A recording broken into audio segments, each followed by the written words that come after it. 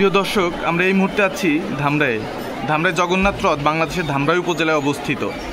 হিন্দু দেবতা জগন্নাথের প্রতি উৎসর্গকৃত একটি রথ মন্দির। প্রতি বছর রথযাত্রার দিন একটি সুবিশাল ছায়াতলে রথের জগন্নাথ, বলরাম ও সুভদ্রা মূর্তি করে শোভাযাত্রা আয়োজন করা হয়। এখানে রথটি হিন্দু দেবদেবীর নানা ছবিতে সজ্জিত করা হয়ে থাকে। এই রথযাত্রাটি বাংলাদেশের ভূখণ্ডের সর্বাধিক প্রাচীন ও দেশের বৃহত্তম রথযাত্রা। সারা দেশ থেকে পুণ্যার্থীরা এই রথযাত্রায় অংশগ্রহণ করতে আসেন।